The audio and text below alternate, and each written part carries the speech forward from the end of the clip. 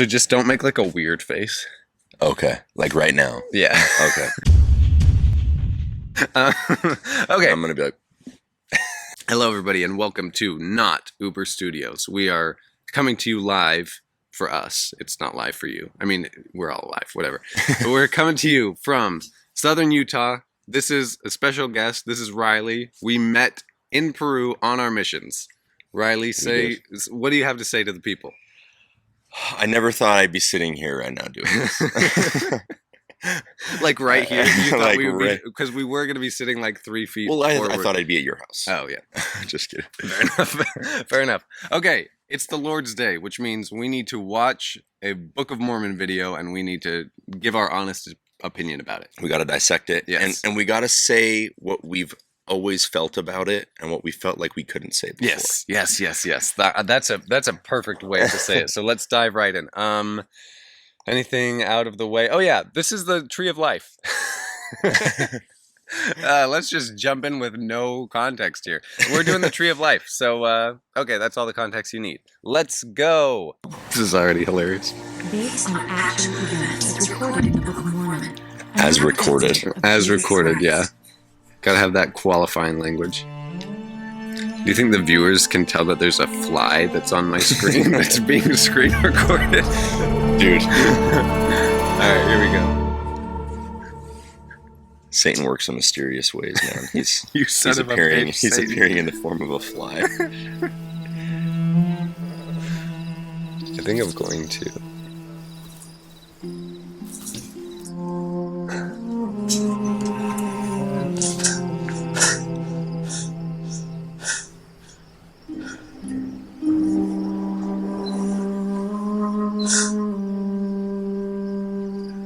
We should have made popcorn, grab some buds or something. We should have made alcoholic beverages. True. Wait, are they snuggling? Wake up. Go. It's our tent. Dude, isn't it funny how, like, he just received a vision from God? Sorry, I'll make No, you're not. He just received a vision from God. Yeah. And his first instinct is to go tell everyone. Yeah. Isn't that interesting? He's like, well, if I don't tell everyone, then they won't know. It's like, I have to post this on Twitter now. I know. It's like, let's not take a second to, like, meditate Yeah, let's analyze what just happened to us. Let's go straight to our children. Let's not think critically about this for a moment. Let's not like give it some time to like marinate. Let's just go straight to my boys who are evidently spooning one another. Like, what was that? And why are they scared? Why did Nephi wake up before He even heard he anything. even heard anything come in? Is that the spirit? This is my issue with like these. Okay, so already like all of these scenes are so long. Like, Yeah, we're and just unnecessary. We're just sitting there. Like, I've been thinking about this for a while. If you just like, there are already YouTube videos that do this, but if you just like one after another connected all of these videos together, you end up with like a 5-hour movie. And it's not like, it doesn't have the content. It doesn't ever entertain you. No, it doesn't have the content to keep you entertained for 5 hours. You know what I mean? It's true. Like, if you've ever been at a Marvel movie and you're like, holy shit, is this going to end anytime soon? And then it's like, they have 4 more guys to fight. You know what I mean? Like, we've all been in the middle of that movie, but like, this is 20 times that. It's true. This With is- no action. With no action. It's just like, they need like, you don't need 8 seconds looking at Sariah. Yeah. You don't need it. You Yeah. don't need 4 seconds like That's true. looking at nothing and then Lehi's head pops up. It's just like they're trying to fill time. But if they knew how long this is going to be, I feel like they wouldn't need to fill time. I don't know. And need to show them spooning for like 7 seconds. As Sam still sleeps. I think Nephi just like Me Too'd Sam. I mean, in Sam's and Nephi's defense, he's a pretty good looking kid. Yeah. Sam was asking for it.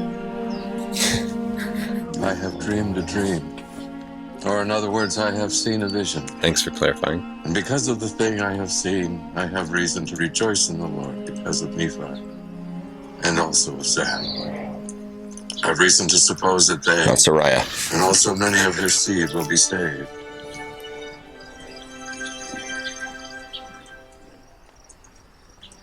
But Laman and Lemuel, I fear exceedingly because of you.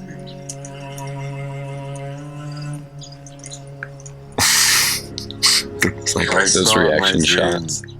a dark and dreary word.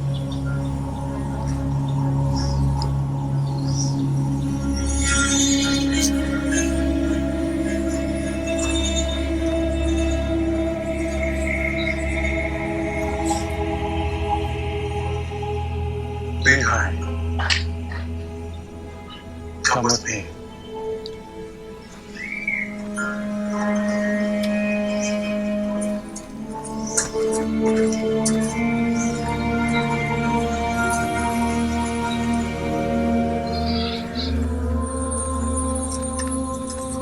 How do you not catch up with that man? How are you not like, holy fuck, dude? An angel just The angel's came going down. so slow. Like, he's like, And you're, and Lehi's like sprinting, like sweat is coming off of his face. dude, that's how you know it's a dream and not a vision. Yeah. Because every dream, like, you can't catch up or you can't Right, run away. It's true, and it's like, yeah, dreams. We all know how reliable those are. Oh my. Oh, that was amazing. So this is weird. This probably doesn't need any more analyzation or and analyzing. Yeah. I hate myself. This is just like a It sounded throwaway. smarter, by the Yeah, way. this is just a throwaway comment. But like, did Lehi necessarily need to have this dream to make him feel like Nephi and Sam were the good ones and Laman and Lemuel were the bad ones? Yeah. Didn't he already know that they were? Like, did he learn anything from this dream? What was the point? Like, he probably could have just like sat down for a second and been like, which of my two sons are total pushovers and which of my two sons are hate my guts? And on top of that, I've been trying for years to convince these guys that they're pieces of shit. Maybe I need to have God tell me. Oh yeah, dude, this is just like when Joseph Smith, after he had married like 30 women, was like, I've been telling Emma for the last 4 years that she needs to let me bang other girls, and she won't. So what if I just have this? What if I just receive a revelation that says that she's going to be damned to hell, and then I have my brother go and tell her about it? Yeah. It's the last thing I can think of. And that Emma's eternal salvation is purely dependent on my ability to put my dick in anyone that I please. Yes. Section She 132. listened, though, kind of, which is weird. I mean, at that point, it's like, okay, you're clearly willing to bet more on this than Yeah. I am.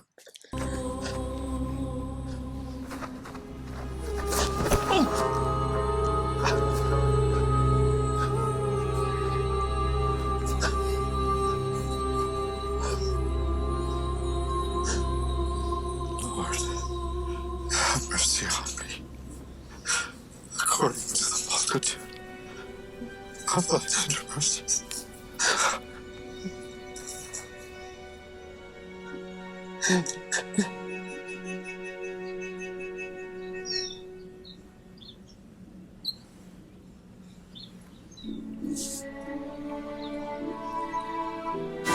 The build up, dude. We're on the 11th second of this scene. They're so long. Do you so we know right now that this is the tree of life, right? Right. Do you think God was like, oh my gosh, Lehi, like, you weren't supposed to have to walk to this. Like, I had this great intro for you, but you lost the angel. He comes to it from the back end, and God's like, well, fuck, dude.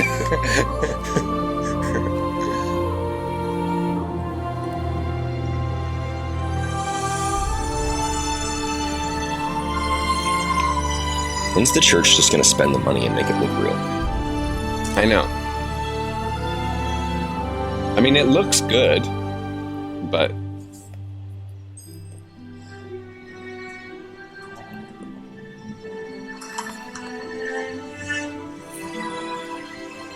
As I partook of the fruit, it filled my soul with exceedingly great joy. Wherefore, I began to be desirous. Pretty dope transition. Yeah, I really like that transition. For I knew that it was desirable above all other fruit. And as I He just eats all of it. about that, perhaps I ate might discover the whole myself tree. also. I ate the whole goddamn thing. I beheld a river of water. Sariah! Sam! Lehi! Come to me! Partake of the fruit!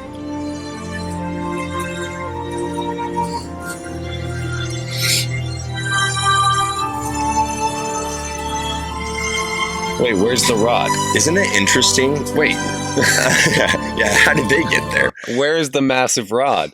And also, isn't it interesting how blatantly obvious this tree of life is, right? Like, you'd be able to see it within 300 yards. Oh, yeah. But It's they not had to use Lehi. Like, Lehi had to be the one that was They're like, hey, you idiots that are like 11 feet away from Right. this tree. It took him how long to walk to it? It took him longer to walk to it than it took for him to like crouch behind that rock. I know. Oh man, and it's just crazy how like that angel led him to nothing. Right. Like God in that moment, if this is all true, he had to go back to the drawing board. Yeah. It's like, dude, Lehi's laying down on a fucking rock now, passed out. I don't know. I guess make it brighter. And then they're walking around in a super dark field where like within their sight is clearly the brightest tree they've ever seen in their lives. They're And they're like, like- where do we go? And then Lehi's like, hey guys, over here. And they're like, oh, all right.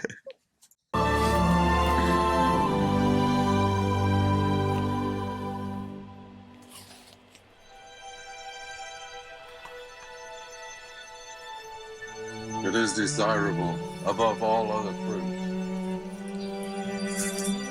Were they just stoned? I think so.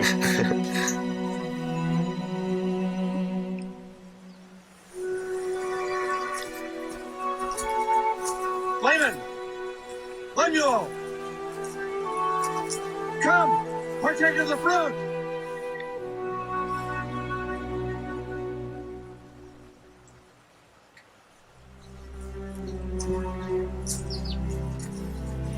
I love how They Lemuel's would like, not should come we? unto me and partake of the fruit.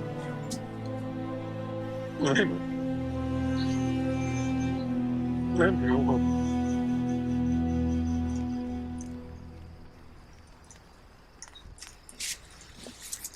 I feel like a point has to be made here, which is this. I'll just say it like, okay, I have one other thing to say first. The lighting on this video is going to be terrible. On your video. Yeah. If you're watching this on YouTube right now, please stop watching it. Just listen to it because I'm gonna look so bright. I'm gonna look like one of these angels. This is where Mormons get the idea that because it was good for me, it has to be good for everybody, and I won't take no for an answer. Like this is totally where it comes from, right? Yeah. Because like Lehi ate it and he liked it, so he offered it to his family. I have no problem with that. But when some of his family doesn't want it, it destroys him, and he's like, Yeah. my soul is sad. I don't know what to do with you two. I feel like I failed you. I know a lot of Mormon parents who feel this way right now, and it's like, hey, did you ever think that maybe like, you know how some people like golf and some people don't like golf? Yeah. Notice how that's not breaking anybody's heart. Yeah.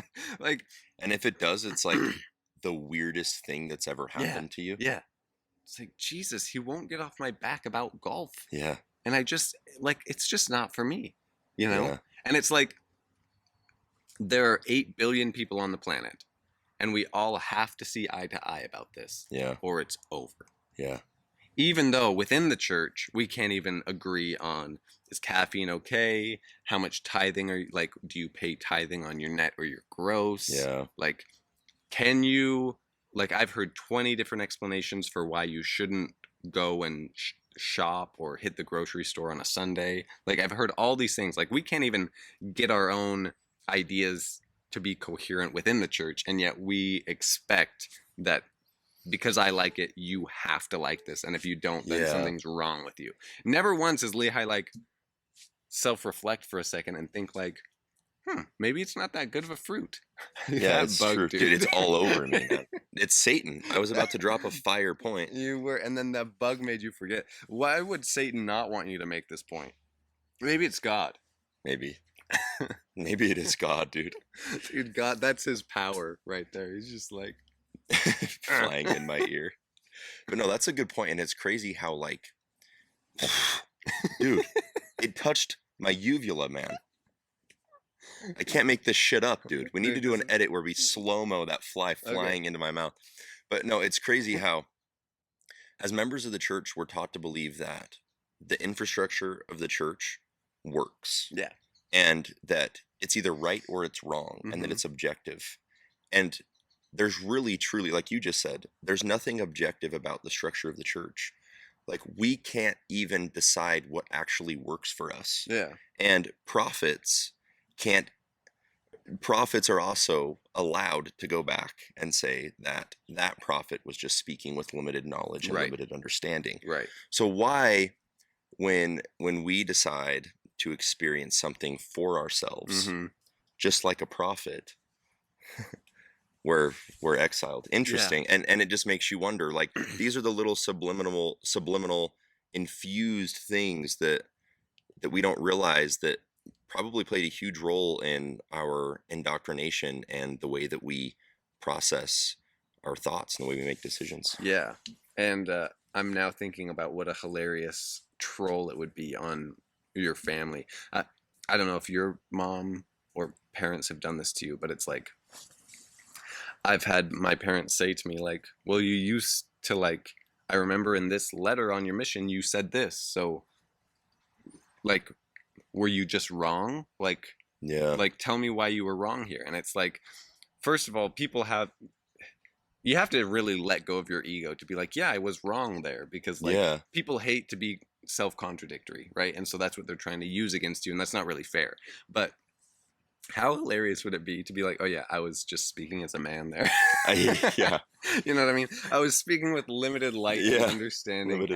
And now I know. Yeah. And so, like, that's the argument. That's what Bruce R. McConkie was saying when the whole, like, the priesthood ban changed. Yeah. And on top of it, like, not only did he say, hey, we were acting on limited understanding, but it was also, don't bring it up again. Yeah, we're done. Like, talking we don't about get to this. talk about this anymore. It's true. I don't know. It's epic. It's epic. All right, let's continue.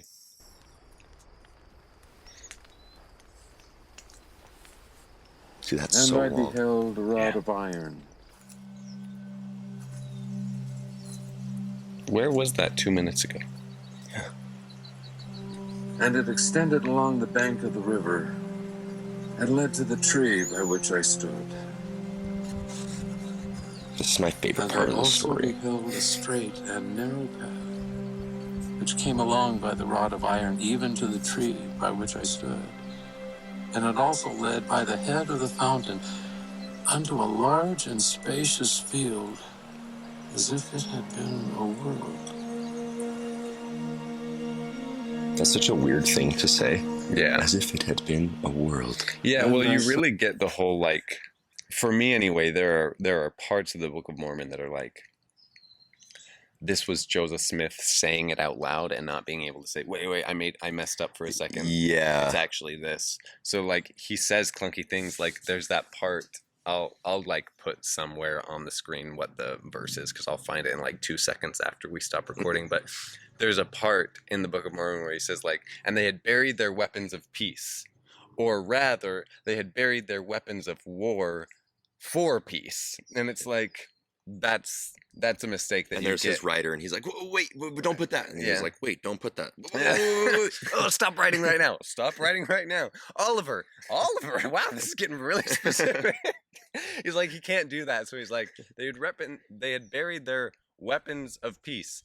Or, I mean, weapons of war for peace. There we go. It's like, and I don't blame him for that, honestly. That's like, if I had to just like monologue a whole Book of Mormon, dude, I would say some weird stuff. And like, I would fall over my words and it would be clunky.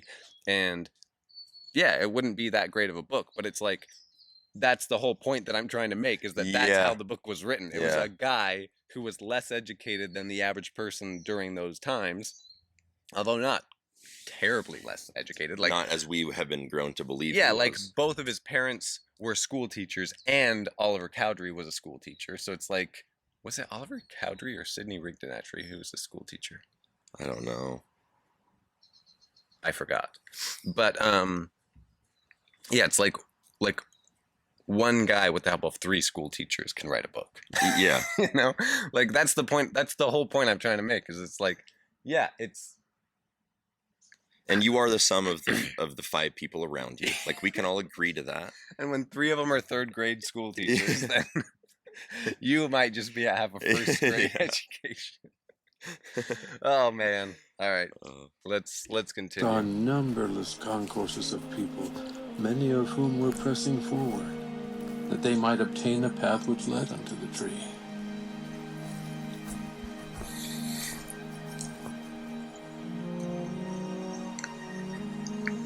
And it came to pass that there arose a mist of darkness, yea, even an exceedingly great mist of darkness, insomuch that they who had commenced on the path did lose their way.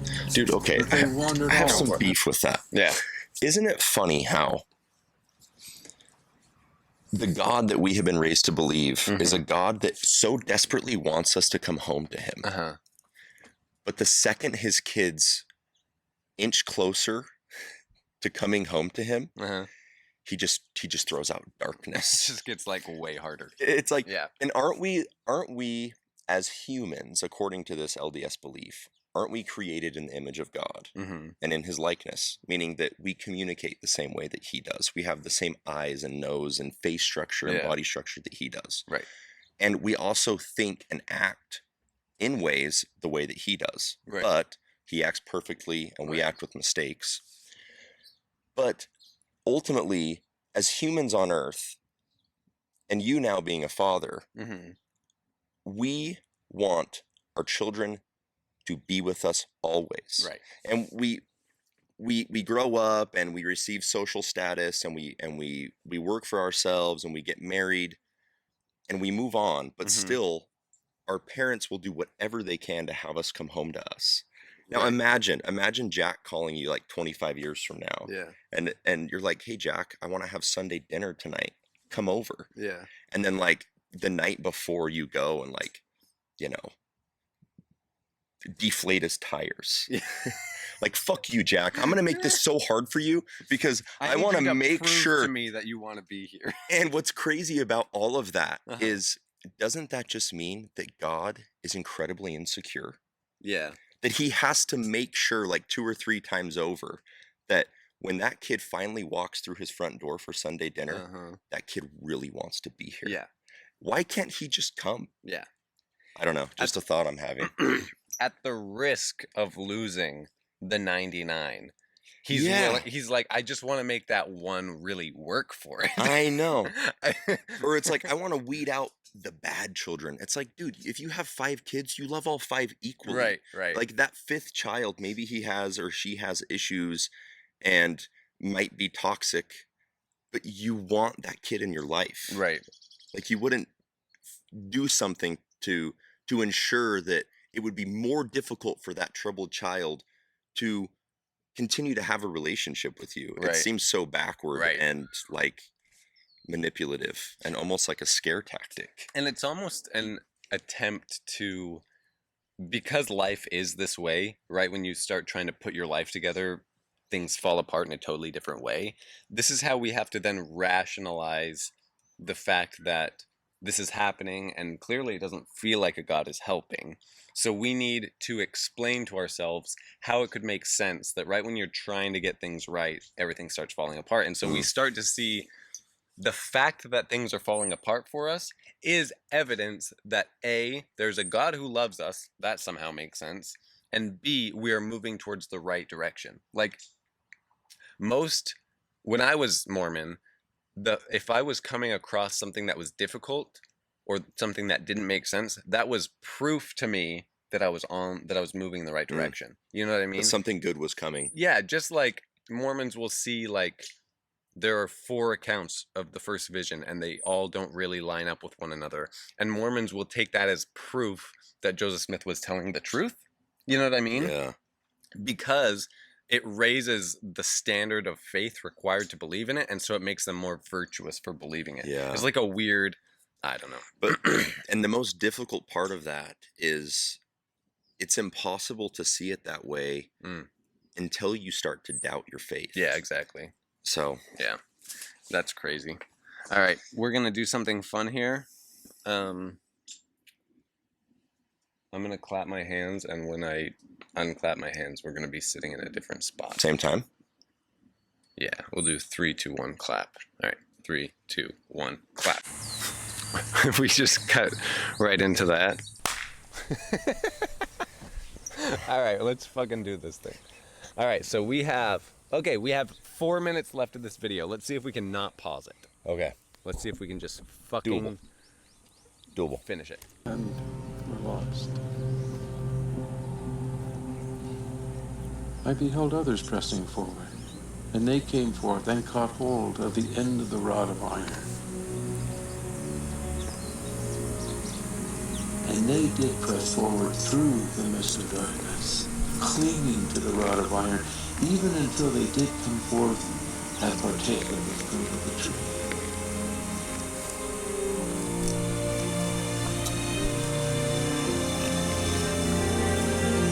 Great beard.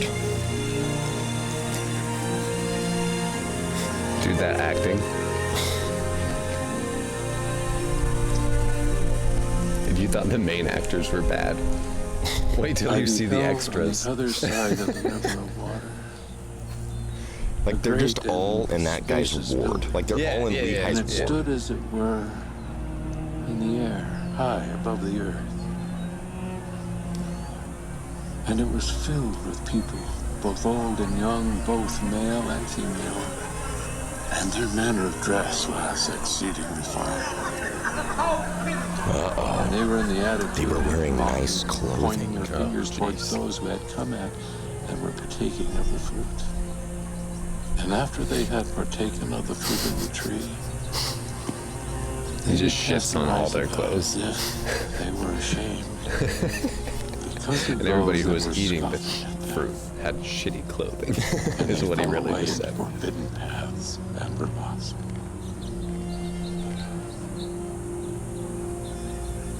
That's like the only time that Sariah and Lehi show like any sort of intimacy. And they That's came true. and caught hold of the end of the rod of iron, and they did press their way forward, continually holding fast to the rod of iron, until they came forth and fell down and partook of the fruit of the tree.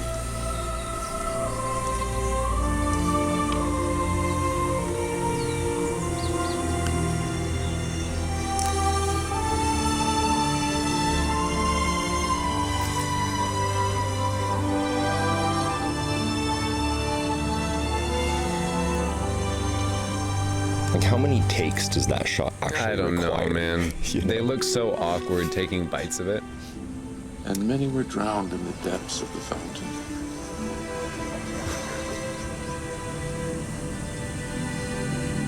And many were lost from view, wandering in strange roads. It's so dark. And great was the multitude that did enter into that strange building. Strange. And after they did enter into that building, they did point the finger of scorn at me and those that were partaking of the fruit also. Isn't it funny how, like, that's But just our perception Yeah. of what we think those people are saying? Yeah, totally. For as many as heeded them had fallen away.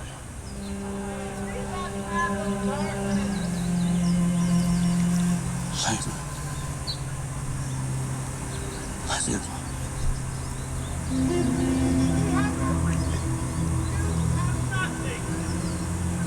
We have everything, you have nothing. That's what the guy just said. It's the only thing we hear from the people in this huge Right. building. Laman and Lemuel partook not of the fruit.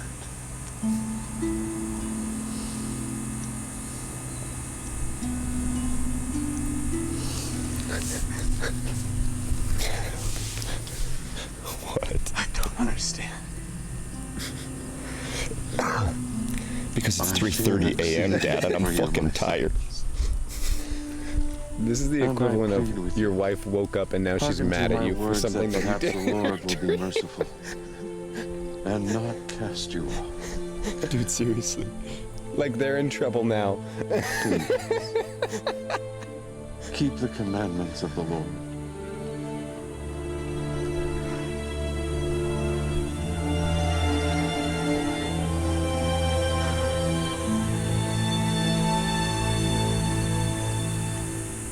Okay, thank God. Or thank science or whatever. Holy shit. I feel inspired. Wait, I need to stop this, otherwise it's just going to record a black screen forever. Okay. Again, this is like Laman and Lemuel just got woken up by their dad, who's now mad at them for something that happened in his dream. This is when your wife wakes up and like she had a dream where you cheated on her, and it's like, yeah, you're in trouble now, and you're like, but that wasn't even me. That's Laman and Lemuel, and they're so fucking confused. yeah. They're like, well, I don't understand. Like, How that's do we all they actually said. talk about this? They're like, wait, so am I in trouble right now? Yeah. Like, there was nothing about that experience for them that was moving. No. It was more of like, dude, this guy's even crazier than we thought. Okay, like, I knew he was crazy when he made us give away all of our stuff and move into the desert. But, like, now we're in trouble for something that I did in his dream? That's insane. Dude, it's wild. And also, for some reason, I can't stop thinking about the great and spacious building. Yeah. And how everybody there was pointing and laughing at them and making those that were eating the fruit feel like pieces of shit for the decisions that they were making. Yeah. Do you know somebody, like, let's think of how that applies today, and like the individuals that we know that would be in that great and spacious building. You and I would probably be there. Yeah. Oh, yeah. Like, according to this theory, our wives would be there. Oh, yeah. Sweethearts, by the way. Yeah, great people. Who do you find who drinks and enjoys some of the finer things in life, like wearing good, nice clothing, like normal things, that actually give a shit what you believe? Right. Like, dude, you go to any bar in town and you walk in and you're like, dude, I'm LDS, or I have this belief system. 9 times out of 10, they're going to say, we don't give a fuck. Yeah, that's cool for you, man. Yeah, good for you. Yeah. We're just doing our own thing. Yeah, it's like, are you trying to force that on me? No? Then I don't care. Yeah. Oh, you are? Now I care. Yeah. You know what I mean? And is it really members of the church just thinking, man, I wish that I could go and live my own life? Yeah. So now I have to assume that because they're having a better experience than me, that they're laughing and they're pointing fingers and that they think they're better than me, when in reality, they're just being. Yeah. And you're not. And you're just being too, but you're perceiving the way that they're being as attacking Yeah. the way that you want to be. Because Yeah.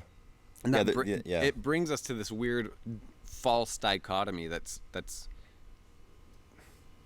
implanted in our brains by the church, which is you can either be at this tree eating this fruit or opposing us in the great and spacious building. Yeah. Those are your two options. And it's like, and this is my issue with kind of this weird thing that's going on in ex-Mormonism at the moment, is like, you thought, okay, ex-Mormons, I'm talking directly to you.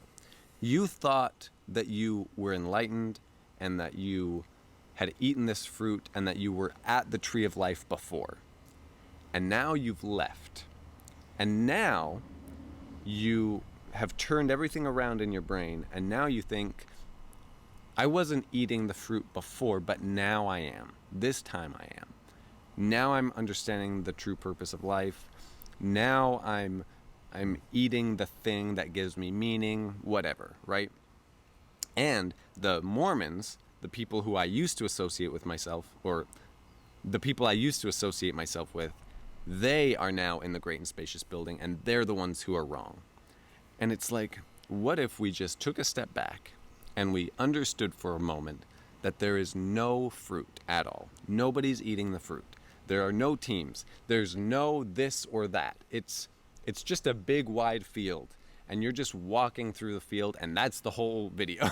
Yeah. Like, that's what life really is. It's like, you spend some time thinking about what makes your life meaningful according to the rules that you give yourself, and then you live by that for a while, and then it ends. That's the whole video. Yeah. And it's like, there's no reason to look back on President Nelson and be like, what an old fucker, I hate that guy. Like, Yeah. he's a false prophet. No, he's a nothing. He's a guy who used to be a heart surgeon. There are no prophets. There are no prophets. There are no false prophets. There's nothing. Yeah. Like, yes, you have to confront the fact that the entire structure that you used to see the world with is still in you, and you just have to break it down. Like, Yeah. but then at the same time, if you don't want to break it down, I guess don't. I don't really care, but it's like, there are more than two options, I guess, is the point that I'm trying to make here. And how often do we become hypocritical as members of the church who leave? Because in most cases, when people who leave the church find themselves upset or angry, it's because that person doesn't want to think the way, or like your mom or your dad or your aunt and uncle or your friends that you've associated with, they don't want you to think that way. And so there is a conflict. Yeah. And so at what point do we just say, hey, like, pushing my newfound beliefs onto these people that still abide by these rules and concepts is wrong and hypocritical? Right. And when do we just say, hey, the details don't really matter and aren't vital in us having a good relationship with each other? What's important is that you get to be you, and I get to be me. Exactly. And we do see that, and you and I have talked about that, how so many LDS, or people that leave the LDS church, their main mission is to ensure that everyone around them that still associates with that religion is convinced. Yeah. But then we're upset when our mom's asking why we haven't been at church. Right. Yeah, it's something that ex-Morgan and Jared always say from my spiritual life is, ex-Mormons are funny because we'll leave the church and then be like, oh my gosh, you're so dumb for believing the same thing that I believed 5 minutes ago. I can't believe you believe that. Yeah. It's like very, very shallow outlook. And I've heard like that thing that you mentioned where we leave the church and now it's like our new mission to get people to leave the church with us. And I've heard ex-Mormons say things like, well, I just learned to share the truth and be a missionary from the church, so I'm just doing that. And it's like, that used to make a lot of sense to me, and I used to resonate with that. And now I think, but wait a second, don't you think what the church is doing is wrong? Don't you think they shouldn't be imposing their beliefs on people? So like, if it's wrong when they do it with the message that you disagree with, why is it okay when you do it with the message that you agree with? Yeah. Is it just that the message has changed and now it's okay? Or is the thing itself not okay to do? Yeah. Because like, before, your life was defined by, I associate with this thing.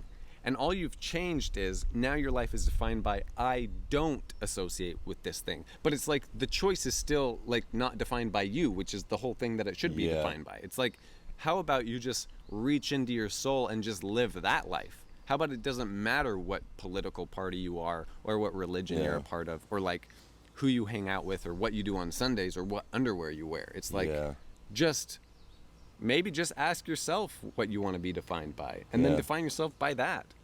Yeah. And like, it's not always easy, right?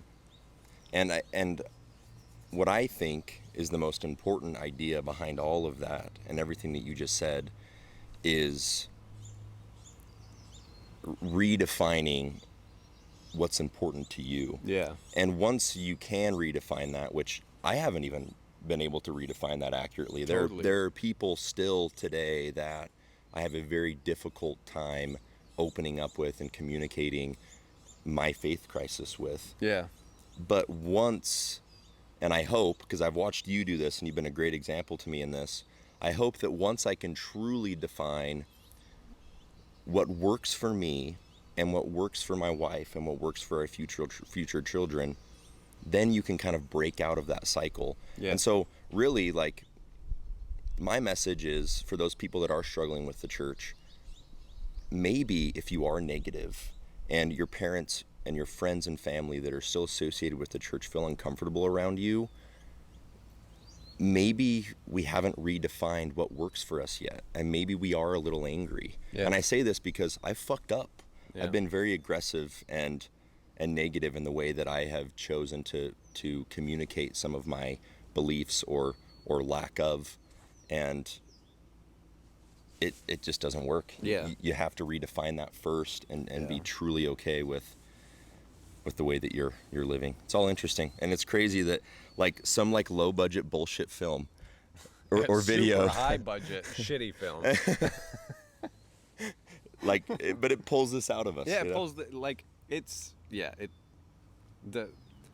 that's why it's like I never really feel, I still study a little bit for these videos, but I never really feel the need to that much, because it's like I did dedicate 23 hard years of my life to this. Yeah. And it's like, maybe for a little bit of context here, because I don't know if I've said this ever before on the channel, or if I think at one point I did, but I may have edited it out.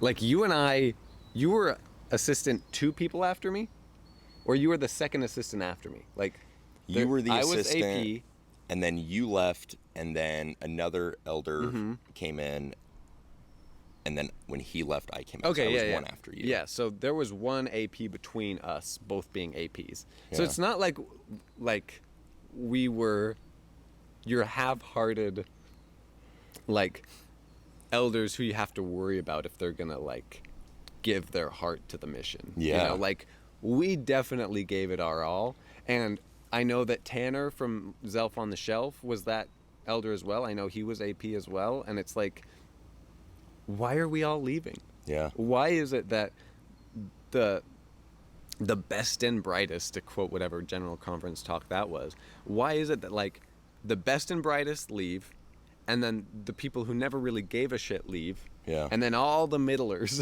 are just Yeah. like members of the church still? It's like, I don't know, I just find that fascinating. I can't quite work out what's going on there, but it's like, I guess the point that I'm trying to make, I'm just trying to give some credibility to the fact that like we aren't 2 like guys who never really gave a shit and just like run-of-the-mill elders. We were like pushing ourselves constantly, and it just didn't work at the end of the day. Yeah, it's true.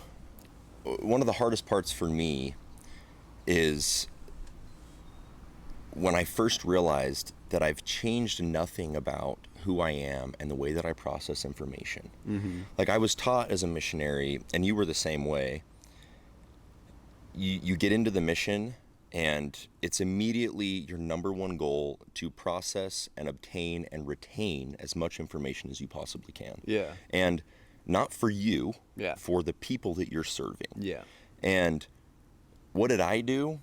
I became obsessed with that process. Oh yeah, the preach my gospel, because Holland talks about this in one of the like missionary training videos, is like the problem with the old method of missionary work was you were giving the discussions, and they were going over the missionary and into the person.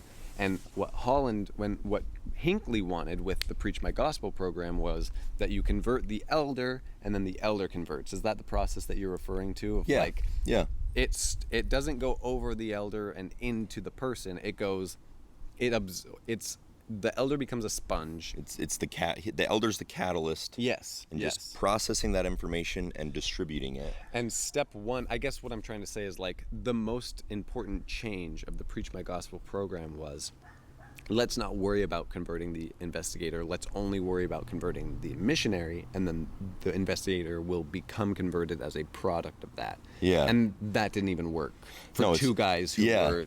Well, because what happens is, at least for me, you follow this 2-year experience. Yeah. And you work your ass off, and you're also able to see the fruits of your labor. Yeah. Like you and I, we worked very, very hard. We were obedient. Yeah. Like if I told you the worst thing I did on my mission, you'd be like, dude, what the hell? I'll tell you, I roasted marshmallows on a roof. And some members called and they were like, dude, the elders are fucking off. Yeah. And President Henderson was like, dude, just like, don't do that, maybe. And that was it. Like that was the extent. Like that was the end of it. That was the end. Like I was so dedicated to that process. But what I saw as well is that I was converting people. Yeah. And I was getting along with my companions.